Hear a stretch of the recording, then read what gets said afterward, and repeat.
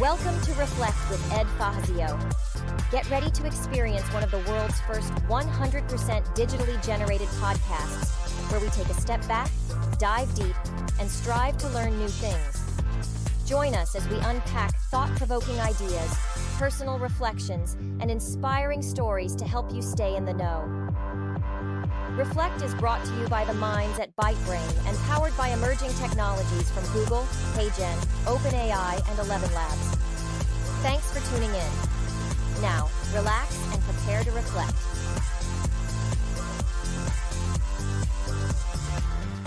Welcome to Reflect, one of the world's first 100% AI-generated podcasts.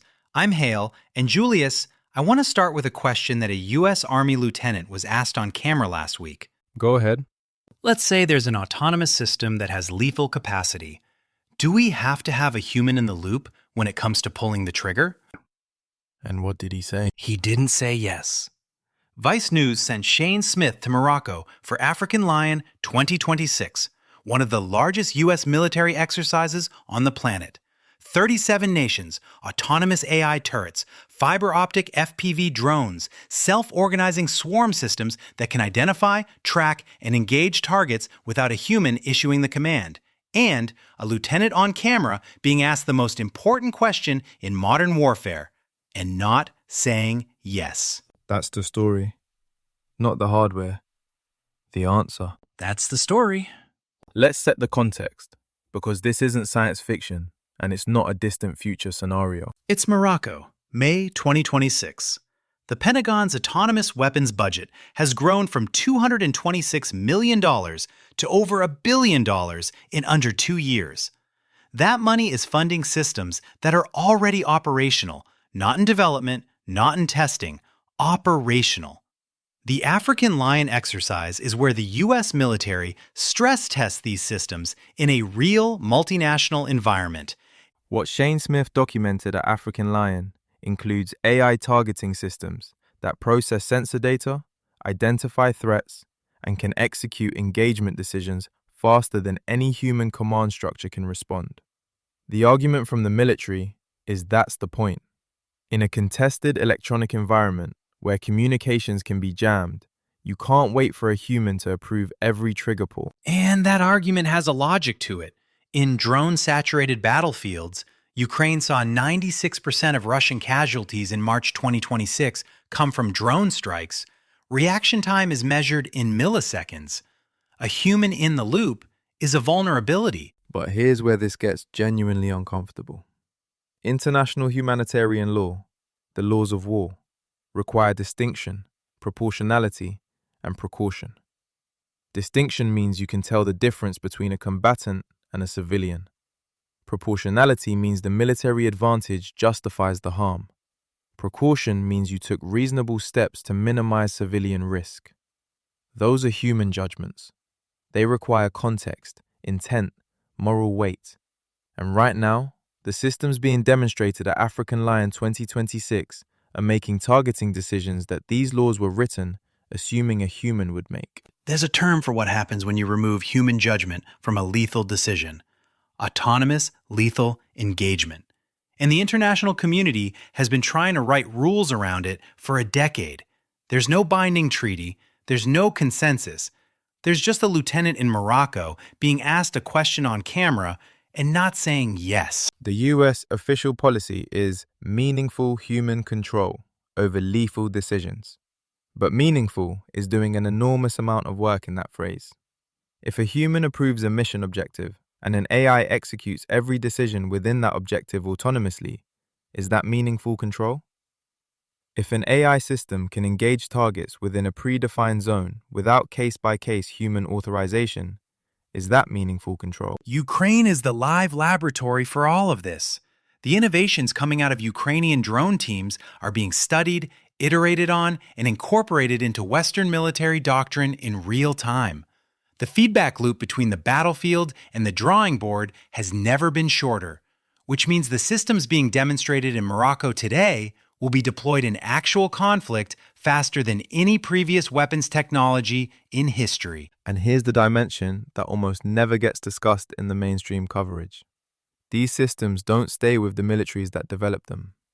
The same AI targeting algorithms, the same autonomous engagement frameworks, the same self-organizing swarm logic, it proliferates. To allies first, then to less stable actors, then eventually to non-state actors who find ways to access or replicate the technology. Every autonomous weapons capability that exists eventually gets democratized. We've seen that pattern with every previous weapons technology: IEDs, shoulder-fired missiles, cyber weapons. The time between a capability being developed by a superpower and that capability being used by a non-state actor gets shorter with every generation. So where does this leave us? Because this isn't a conversation about stopping technology that already exists. No, the systems are built. They're being tested at scale. The question isn't whether autonomous weapons will be used in conflict. They already are, in various forms in Ukraine and in other theaters.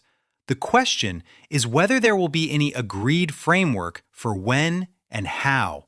And right now, the honest answer is no. There's been a UN working group on lethal autonomous weapon systems, laws, since 2014. 12 years of meetings. No binding treaty. No agreed definition of what meaningful human control actually requires. The major military powers, the US, China, Russia, all have competing interests, and none of them have been willing to accept constraints that would limit their own programs. And the civilian technology sector is deeply embedded in this. The same companies building the AI models that we talk about in every other context, the LLMs, the computer vision systems, the autonomous agents, that technology has direct military applications. Google famously canceled Project Maven in 2018 under employee pressure, then quietly re-entered defense contracts. Microsoft holds a $22 billion contract with the U.S. Army for HoloLens Battlefield AR. Palantir's AI-driven targeting systems are in active use.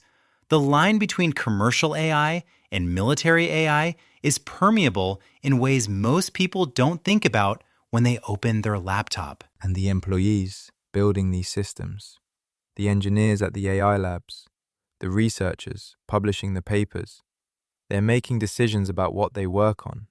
Some of them are thinking hard about it. A lot of them aren't. The pace of capability development doesn't leave a lot of room for moral inventory. Shane Smith asked the right question in Morocco. The fact that it didn't get a clean answer is the whole story. Your move. First, pay attention to the autonomous weapons conversation at the UN level. It's been easy to ignore for 12 years because there was no binding outcome. That calculus is changing as operational systems proliferate.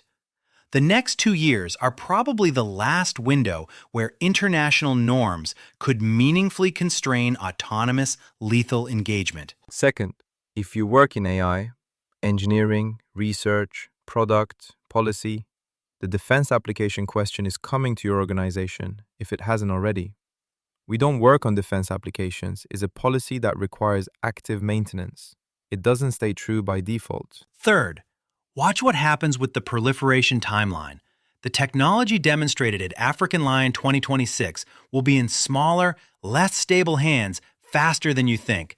The conversation about autonomous weapons governance isn't a foreign policy abstraction. It's a question about what the world looks like in 10 years. A machine can pull the trigger faster than the human can think. That's a feature. It's also the most important unresolved question in modern warfare. And nobody asked us if we were ready. Your move starts now. Are the AI systems we're building ready to be trusted with decisions we can't take back? Thanks for listening to the Reflect podcast, where we're telling the future. Are you in it? Visit reflectpodcast.com and share your story. The machine didn't ask. Neither did we. See you Thursday.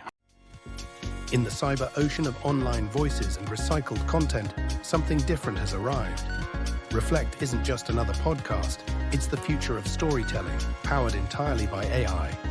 From curating data to assembling thought-provoking ideas, we've redefined how journeys are told. Reflect is a podcast that thinks, learns, and evolves with each episode. Every tale, every insight, crafted by the most advanced AI technologies. A podcast that disrupts the industry, breaking free from traditional formats, taking you on an entirely new experience. So tune in now and reflect. We're telling the future.